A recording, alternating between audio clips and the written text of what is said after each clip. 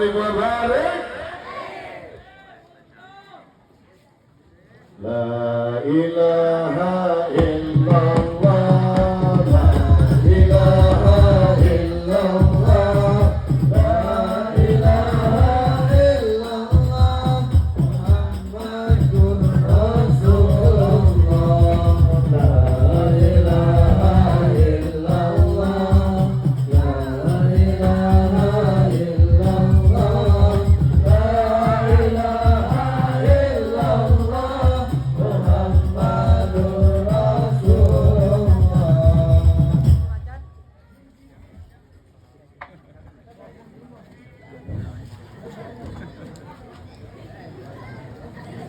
Mari kita bacakan surat Al-Fatihah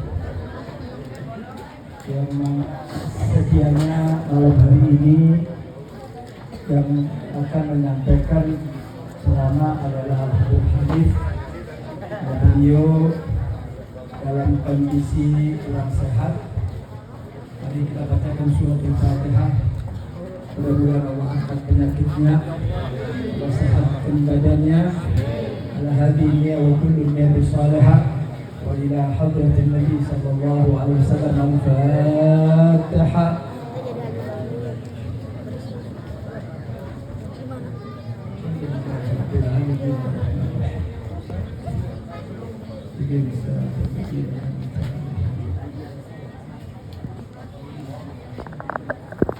Assalamualaikum warahmatullahi wabarakatuh.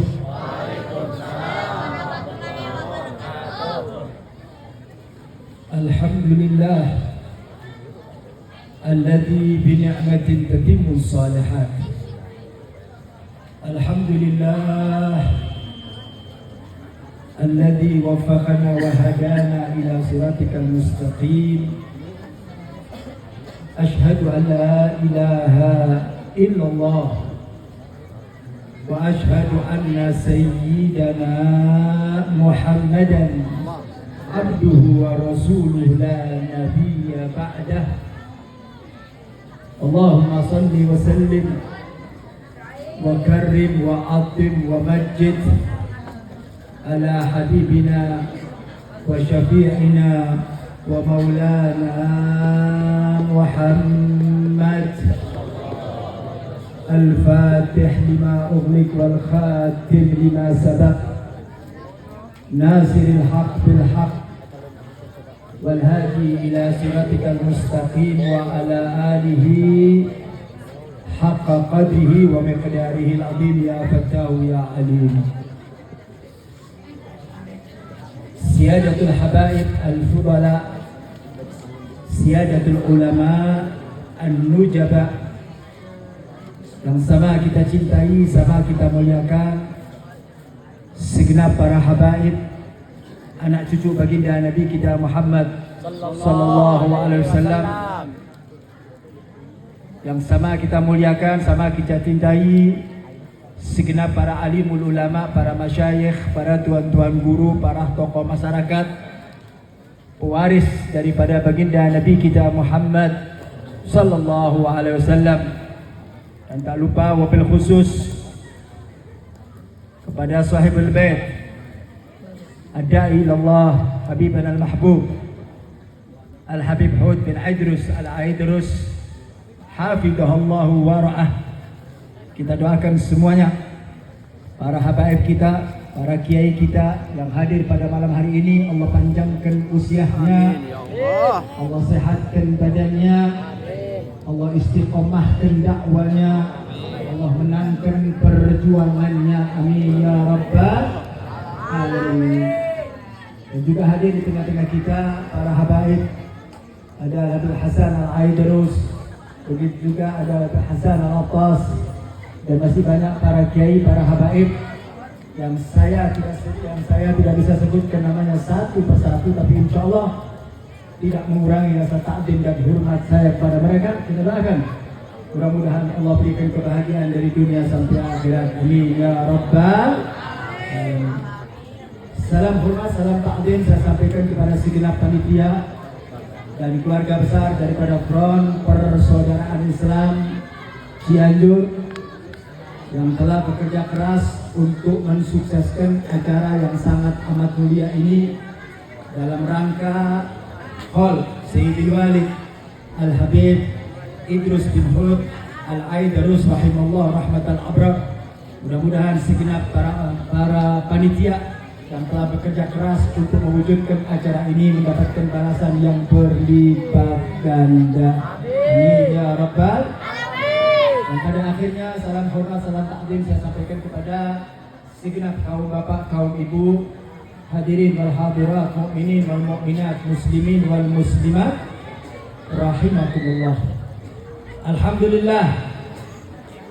Yang pertama dan yang paling utama, marilah kita bersyukur kepada Allah Subhanahu wa taala yang mana pada malam hari ini kita memenuhi undangan daripada Sahibul Bait Al-Habib Hud Al-Aidarus dalam rangka hall daripada Al-Walid Al-Habib Idrus bin Hud Al-Aidarus. Kita doakan mudah-mudahan Allah ampuni segala dosa-dosanya, Allah angkat kedudukan dan derajatnya, dan mudah-mudahan kuburannya dijadikan raudhah min riyadhil jannah.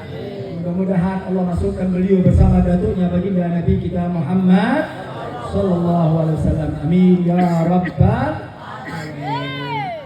Ahibbail kiram, singkat saja barangkali yang ingin saya mau sampaikan. Sekarang sudah hampir jam 11:04. Saya tidak akan panjang lebar, cuman ada satu hal yang ingin saya mau sampaikan. Yang ini barangkali bisa menjadi satu pegangan di dalam kehidupan kita.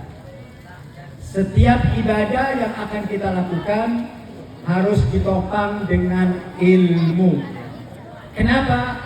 Karena ilmu itulah yang bisa menentukan amalan kita diterima atau ditolak oleh Allah. Amalan kita sah atau tidak sah harus ditopang dengan ilmu. Wa kullu man bighairi ilmi ya'malu a'maluhum marjudatun la tuqbalu. Begitu dikatakan oleh Ahmad Ruslan Asy-Syafi'i dalam kitab Madrul Zubar. Beliau katakan setiap amal ibadah yang dikerjakan tanpa didasari oleh ilmu, maka ibadahnya akan ditolak. Nah, jadi di sini pentingnya kita memahami tentang ilmu agar kita paham betul apa yang sudah kita lakukan, apa yang sudah kita kerjakan, supaya ibadah ini diterima oleh Allah Subhanahu wa ta'ala. Amin ya rabbal alamin. Ibadah Allah berbicara tentang haul. Kita barangkali sudah tidak asing lagi di telinga kita kalimat haul. Bahkan kita sering menghadiri acara haul dimanapun berada, bukan saja di Cianjur, dimanapun kita sering mendengar kalimat haul dan kita sering menghadiri daripada haul tersebut. Di Cianjur ada haul, di Bogor kita sering mendengar haul Habib Abdullah bin Muhsin Al-Attas, di Jakarta kita sering mendengar bahkan menghadiri haul daripada Al-Habib Husain bin Abu Bakar Al-Aidrus, haul daripada Fakhrul Wujud Syekh Abu Bakar bin Salim. Hal banyak yang kita dengar dan kita hadiri. Pertanyaannya, apa sih itu hall? Ada apa di dalam hall? Kemudian hikmah apa yang bisa kita ambil daripada acara hall tersebut, ibadah Allah?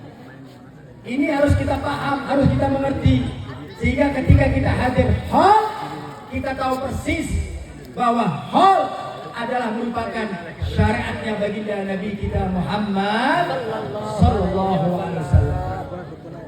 Apa sih asal muasal dari kalimat hall? Dari mana sih kalimat hall itu timbul?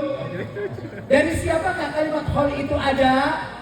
Mari kita lihat sejarah baginda Nabi kita Muhammad sallallahu alaihi wasallam mubarak alaih. Kalimat hall adalah kalimat yang keluar dari mulut suci baginda Nabi kita Muhammad sallallahu alaihi wasallam. Nah, jadi perlu kita ketahui, Bu, Pak, kalimat hal itu pertama kali yang mengeluarkan adalah dari mulut suci baginda Nabi kita Muhammad sallallahu alaihi wasallam. Kapan itu dikatakan? Ketika baginda Nabi Muhammad sallallahu alaihi wasallam mengatakan bahwasanya aku setiap tahun Fi kulli haulin, setiap tahun baginda Nabi kita Muhammad sallallahu alaihi wasallam datang ke Jabal Uhud untuk menziarahi pamannya Sayyidina Hamzah ibn Abdul Muttalib. Jadi Nabi Muhammad sallallahu alaihi wasallam setiap tahun ibadah Allah datang ke kuburannya Sayyidina Hamzah dalam rangka memperingati kemangkatan, memperingati daripada Sayyidina Hamzah bin Abdul Muttalib sebagai syuhada syuhud. Itu beliau lakukan fi kulli haulin, setiap tahun. Nah dari sinilah cikal bakal kalimat haul. Dari sinilah istidlalul hukum. Para ulama mengatakan bahwa haul adalah sesuatu yang lembut, haul adalah sesuatu yang sangat baik karena berdasarkan daripada apa yang dikerjakan oleh baginda Nabi kita Muhammad sallallahu alaihi wasallam.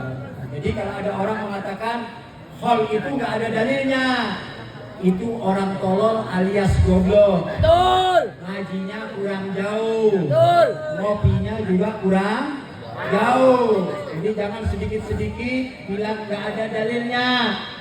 Ilmu itu luas.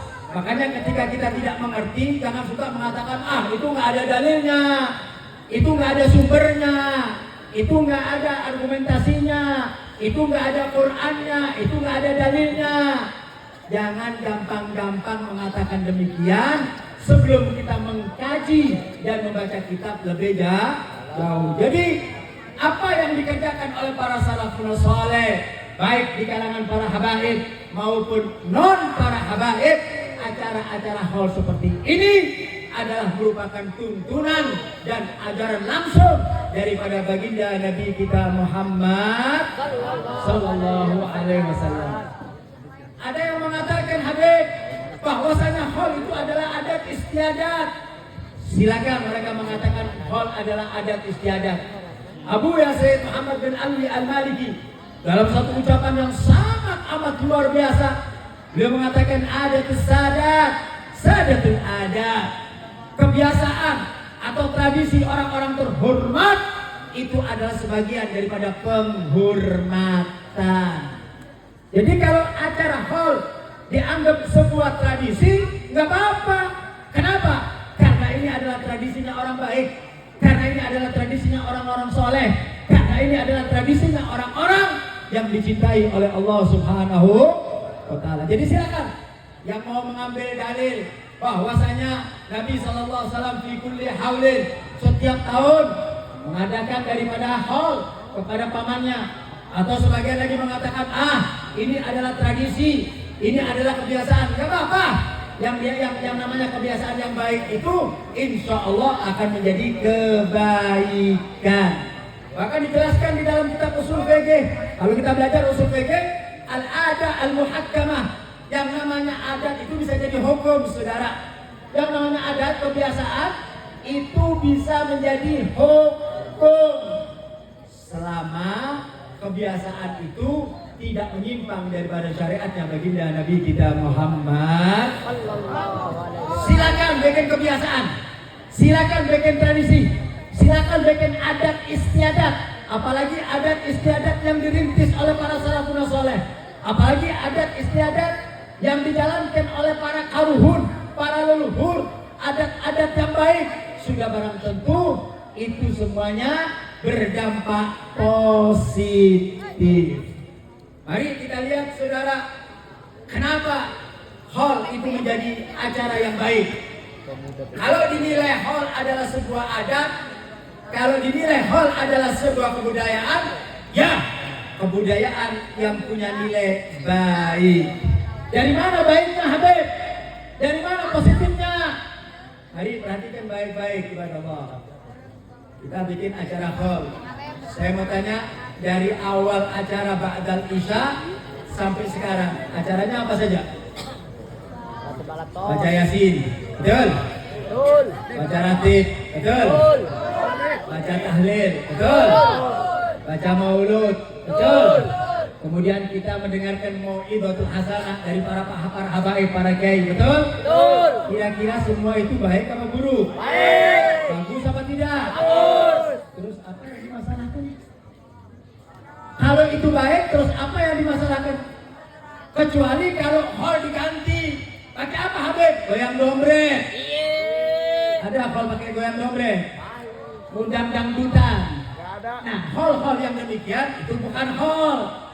Tapi kalau kita lihat hall adalah sesuatu yang baik. Dari awal acara, ba'dal isya dibacakan rotib al-idrus, kemudian disambung dengan surat yasin, kemudian disempurnakan dengan tahlil, bahkan dibacakan syama'il maulid baginda Nabi kita Muhammad sallallahu alaihi wasallam, kemudian disempurnakan dengan mau'idatul hasanah, mutiara-mutiara ilmu yang disampaikan oleh para habaib, para kiai, para ajaman. Ini yang dikatakan al-khair, hongkol khair, kebaikan di atas kebaikan. Tidak ada yang jelek, saudara. Gak ada yang perlu dipermasalahkan. Jadi kalau ada orang yang musil sama hall, berarti mobilnya kurang jauh. Dan ada yang menarik, saudara. Apa? Yang menarik, yang terakhir, yang ditunggu-tunggu sama jamaah yang paling ditunggu-tunggu. Apa? Begitu selesai acara maulud, ada hidangan nasi kebuli. Betul? Betul? Betul? Ada hidangan nasi kebuli. Masya Allah, ini mestinya hallnya bukan tiap tahun. Kita bikin hall tiap minggu, setuju? Setuju? Bangkrut panitianya, Pak? Nah, bikin hall tiap minggu, ya Allah. Makanya kalau ada orang mempermasalahkan tentang hall, Habib, saya nggak mau hajar hall. Alhamdulillah, ngurangin jatah. Ngurangin? Alhamdulillah, enggak. Kita nggak pernah maksa, saudara. Orang yang mau hadir hall, ahlan wa sahlan, silakan masuk. Orang yang nggak suka hall, silakan pergi jauh-jauh. Betul? Betul. Kita tidak pernah memaksa orang, tidak pernah nyeret orang untuk hadir hall. Yang mau hadir silakan, yang mau duduk silakan, yang mau pergi silakan. Repot amat. Benar nggak? Benar nggak, Bu? Benar. Jadi nggak usah ribut urusan hall. Yang suka silakan hadir, yang nggak suka pergi jauh. Jangan yang nggak suka terus ngomel, mengatakan macam-macam. Hal itu bid'ah, unik. Betul, betul. Ngerti hukum juga enggak, terus tiba-tiba ngomong hal teh bid'ah, hal teh nggak punya dalil, hal teh tak ada dalil, lebok teh dalil teh. Paham? Nggak usah pakai dalil-dalilan, capek kalau ngomong dalil, betul? Dikasih dalil juga nggak paham, betul nggak? Betul nggak? Dan alhamdulillah kita kalau hadir hall, tadi saya katakan baca yasin, baca tahlil, ujungnya dapat nasi kebuli. Dan ada sesuatu yang lebih berharga. Ada sesuatu yang lebih berharga. Apa, Habib? Duduknya kita di tempat hall bersama para kiai, bersama para habaib, anak cucu baginda Nabi kita Muhammad.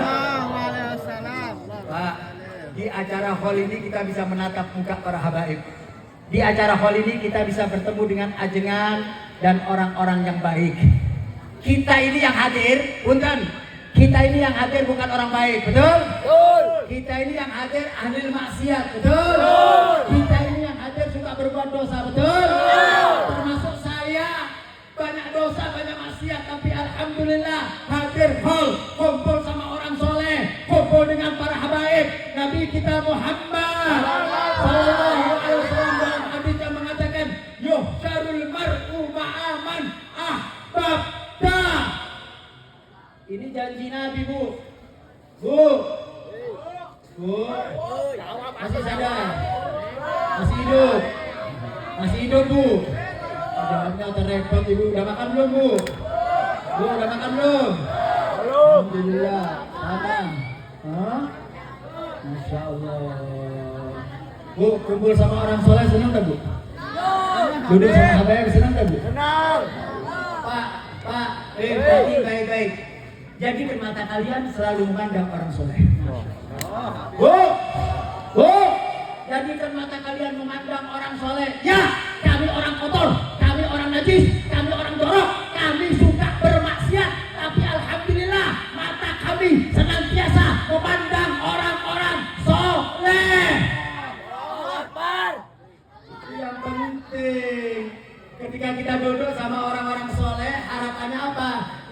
di akhirat ikut gerbongnya orang soleh.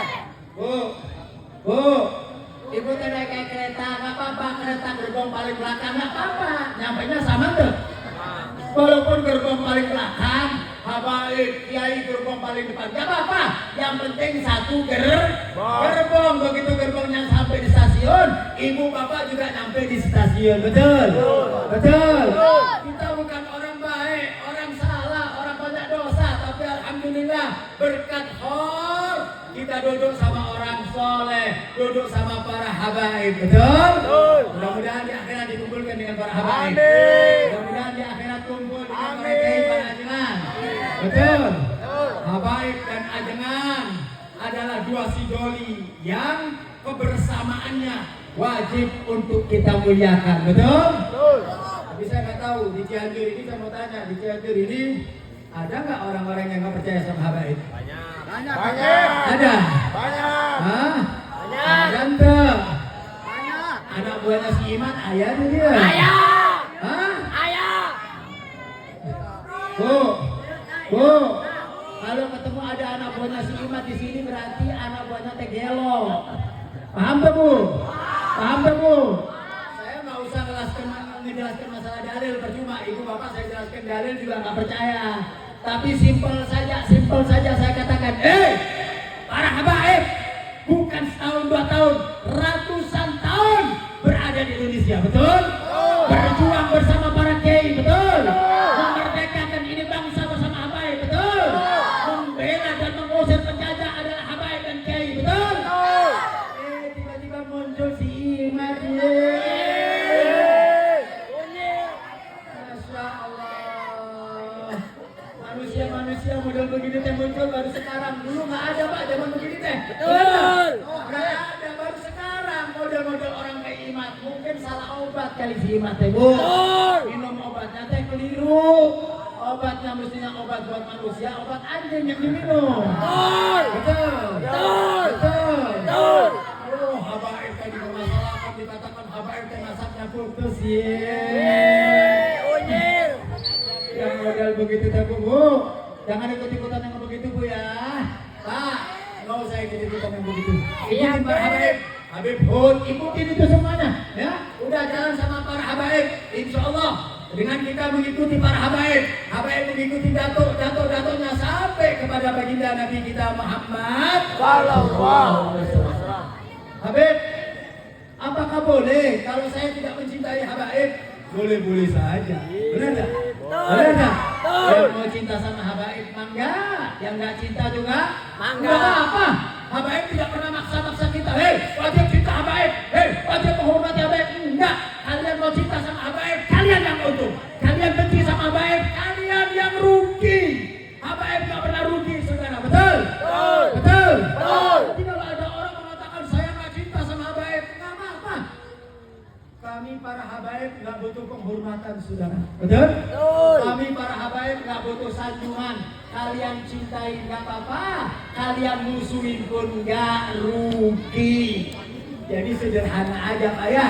Jadi sederhana saja ya. Tapi yang kita inginkan satu, kalau nggak senang sama habaib, jangan pernah memfitnah para habaib. Paham? Ada kiai yang memfitnah habaib? Ada kiai yang memfitnah habaib? Ada.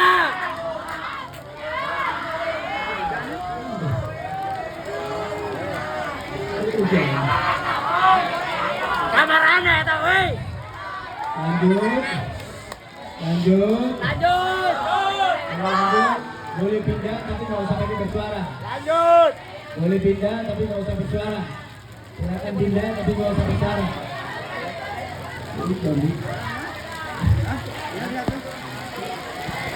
Salatullah, salamullah ala taha Rasulillah. Salatullah, salamullah ala yasin habibillah. Baca semuanya. Salatullah, salamullah ala taha Rasulillah. Salatullah, salamullah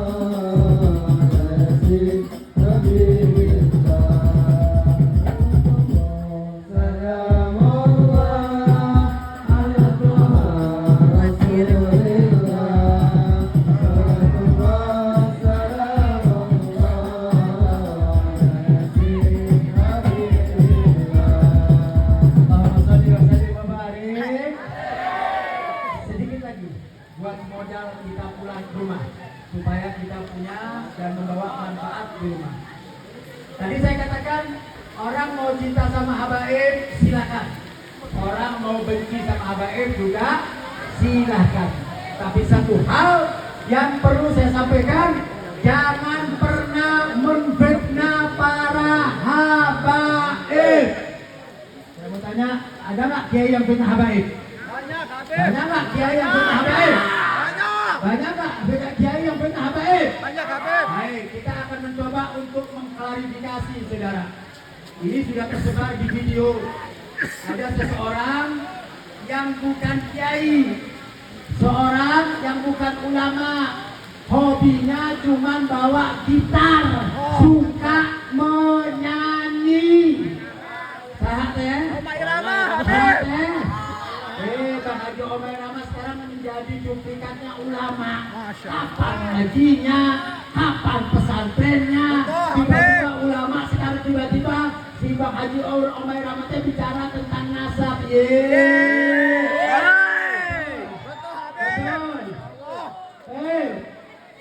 Lihat kata-kata daripada Omai Rama yang membenci para habaib, memfitnah para habaib. Sudah jelas kita jawab mereka bahwa kami para habaib nggak butuh pujian, nggak butuh sanjungan. Tapi coba-coba jangan pernah menghina para habaib. Sekelas Omai Rama yang tidak paham tentang ilmu agama, ikut-ikutan jadi dominasi iman. Omai Rama nggak usah ngomong agama, ngomong aja gitar. Bangga. Penyanyi dangdut ngomong agama, riweh dunia ini Pak, bener. Orang kalau bukan ahlinya jangan ngomong masalah agama. Jangan ngomong masalah agama. Habib. Fitnah. Lihat para habaib cerita tentang kekeramatan, cerita tentang aroma, bahwa itu semuanya mustahil. Ini Omai Rama ini, masya Allah, umur sudah umur 80 tahun, sebentar lagi the end. Sebentar lagi the end. Saya sampaikan kepada umat, hei, Omai Rama buru-buru tobat. Omai Rama buru-buru kembali ke jalan Allah. Sudah 80 tahun, sebentar lagi masuk tanah, betul? Kaki tangannya sudah injak kuburan, betul? Habib. Dia musuh habaib, dia benci habaib. Umurnya sudah umur 80 tahun. Saya khawatirkan mati dalam keadaan su'ul. Naudzubillah. Kalau dia tidak bertobat kepada Allah, kalau dia tidak bertobat kepada Allah dan dia memfitnah para habaib, saya yakin matinya mati dalam keadaan su'ul khatimah, saudara. Masya Allah, kurang ajar. Habaib difitnah-fitnah. Dikatakan habaib suka dawir, habaib suka cari duit, habaib suka memeras kiai dan ajian. Masya Allah. Saya udah jawab, saudara, di beberapa TikTok saya. Saya jawab, hei Omai Rama, kalau kalian lihat ada para habaib yang suka dawir, kalau kalian lihat bahwa ada habaib yang suka minta-minta, itu adalah oknum habaib, bukan semua para habaib. Betul? Betul? Jadi kalau ada para habaib 1-2 orang yang model begitu, saya tidak menafikan, betul. Ada mungkin 1-2 habaib yang nakal. Kenapa? Karena habaib adalah manusia biasa. Habaib bukan nabi, habaib bukan rasul, habaib bukan malaikat. Jadi kalau ada habaib punten Pak, ada anak-anak muda habaib yang suka dawir, yang suka meras, itu hanya oknum saja. Tapi bukan berarti semua habaib model begitu. Kita masih punya habaib yang istiqomah, betul? Kita masih punya habaib yang soleh, betul? Ada Habib Hud, ada Habib Hasan, ada Habib Hasan. Ini orang-orang habaib yang masya Allah. Ikuti mereka, jangan melihat atau mengikuti habaib-habaib yang tidak baik, walaupun itu adalah oknum. Sekarang saya mau tanya, kira-kira kalau ada habaib itu nakal, saya mau tanya, kira-kira ada kiai yang nakal enggak? Ada ajengan yang nakal enggak? Sama. Kalau ada habaib anak muda banyak yang nakal, ada yang nakal, ada yang suka dawir, ada yang suka nyari duit, ada yang suka memeras orang. Para kiai dan para ajengan juga banyak yang begitu, betul? Betul. Tapi kita nggak boleh mengatakan, oh semua kiai dia begitu, semua ajengan dia begitu. Enggak. Itu adalah oknum. Misalnya ada ajengan Cianjur, suka minta-minta orang, suka meras orang. Nggak boleh kita katakan semua ajengan Cianjur itu namanya oknum. Paham oknum itu Pak? Perorangan. Artinya apa? Tidak semua kiai yang begitu, karena masih banyak kiai-kiai yang soleh, kiai-kiai yang baik, kiai-kiai yang istiqomah. Betul? Betul? Ini semua ibadah Allah faktor hasud, faktor dengki. Kenapa sih mereka berteriak meminta para habaib? Ujung-ujungnya takut kehilangan panggung. Paham tuh? Paham tuh? Biasanya banyak undangan, gara-gara habaib banyak, undangannya jadi sepi. Kalau undangannya sepi, amplopnya kosong. Akhirnya yang difitnah para habaib. Betul? Betul? Ini semua karena hati yang kotor, hati yang dengki, hati yang hasud. Dia fitnah para habaib. Demi Allah, kalau di dunia ini dia fitnah para habaib, dia caci maki para habaib. Demi Allah, nanti di akhirat dia tidak akan pernah mendapatkan syafaat baginda Nabi Muhammad. Ya, saudara, hati-hati dengan para habaib. Mereka adalah keturunan baginda Nabi Muhammad. Mereka punya silsilah dahabiyah, silsilah emas, bersambung bulan al-bulan sampai baginda Nabi kita Muhammad. Di dalam tubuh mereka mengalir darah suci Nabi Muhammad. Menghormati mereka artinya menghormati Nabi Muhammad. Membenci mereka artinya sama dengan membenci baginda Nabi kita Muhammad. Jadi saya minta pada semua jamaah yang hadir pada malam hari ini, jangan ikut-ikutan yang begitu, jangan ya. Jadi kalau ada orang-orang yang begitu, yang ada di daerah kita di Cianjur, kalau ada anak buahnya Iman yang mau bikin acara, bubarkan. Siap kira-kira? Siap? Siap? Siap? Antek-antek Iman yang coba masuk di daerah ini atau masuk di Cianjur, datengin, bubarkan dari orang pengajian, saudara. Betul? Perusak yang begini menyebar fitnah, saudara. Ini provokator. Hubungan antara kiai dan ulama, hubungan kiai dengan para habaib itu harmonis, betul? Hubungan kita dengan para kiai itu sudah harmonis, baik seperti keluarga. Makanya Bu, kita kalau manggil orang Jawa teh panggilannya naon? Akhwal. Naon teh akhwal teh? Akhwal itu artinya saudara ibu. Saudara ibu kami para habaib. Kalau manggil kalian orang-orang ajar, manggil orang-orang Jawa dengan kalimat akhwal. Apa itu akhwal? Akhwal itu saudara ibu. Dulu kakek-kakek kami dari Hadramut datang ke Indonesia itu undangan, nggak bawa istri. Paham? Paham?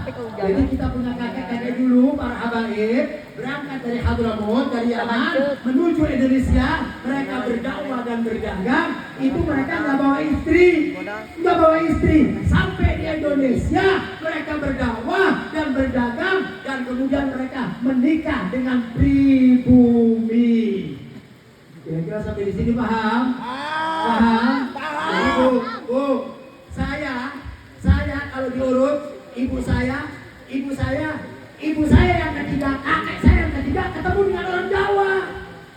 Semuanya Habib Hud, semuanya Habib Hasan, semuanya kalau dihitung, kalau dilihat dari bapaknya, kemudian dari ibunya, ibu, anaknya ibu, kakek dari terus kakek ke atas, ketiga sudah ketemu langsung orang pribumi, orang Jawa.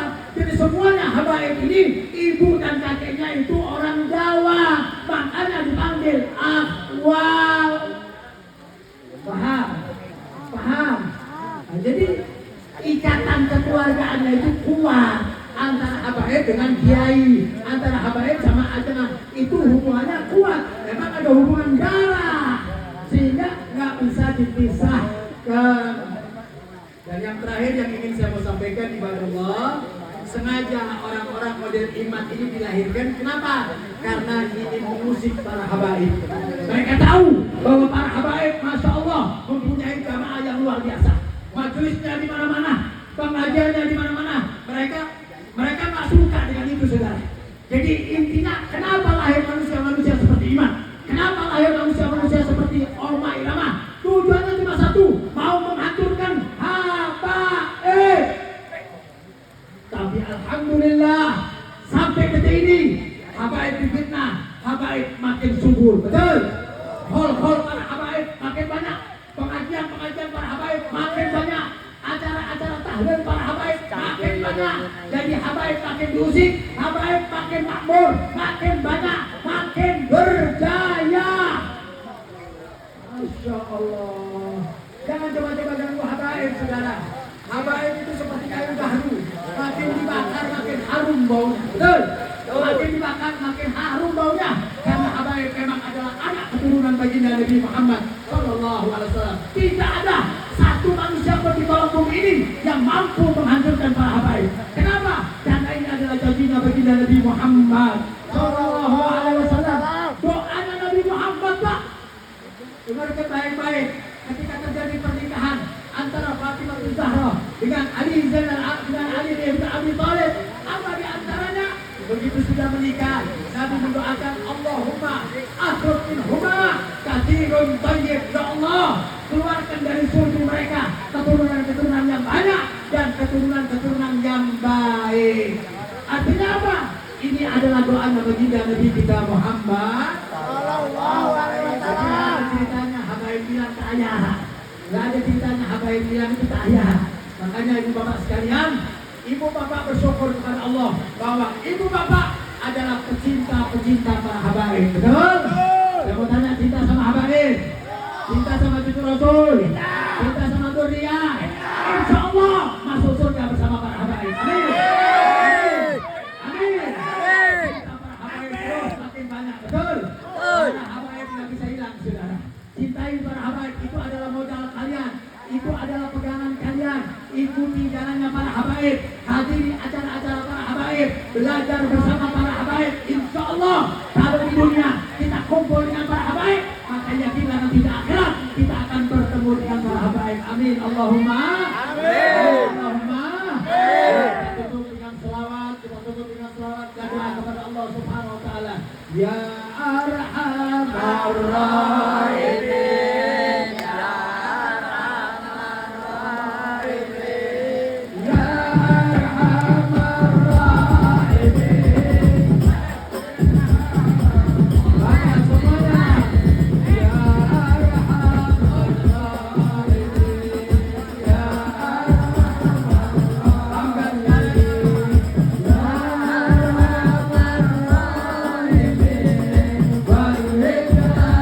Baik,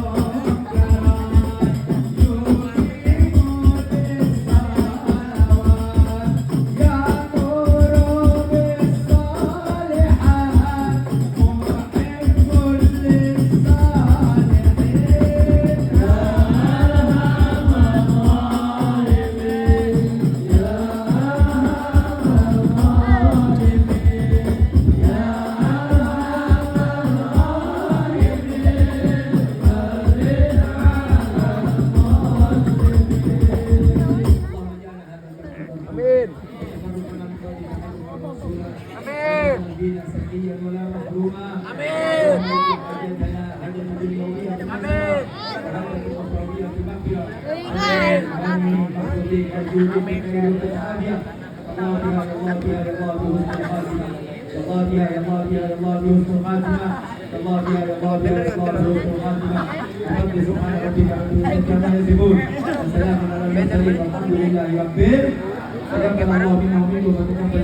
Jangan bubar terlebih dahulu. Pembinaan daripada saya Butet, kita bareng-bareng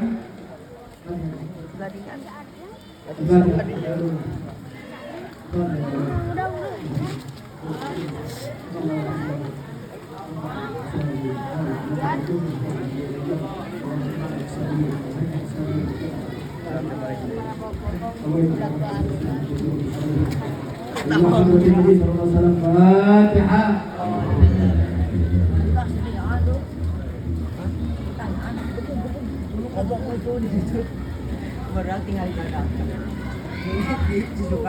Terakhir saya mau mengundang kepada akhwat ibu-ibu saya yang laki-laki yang diundang kemarin, khusus perempuan. Insyaallah di majelis Habib Al-Bagir di Padalarang, di majelis Sholawat di Wal Habib akan mengadakan tabligh akbar bersama Ustazah Halimah Idrus.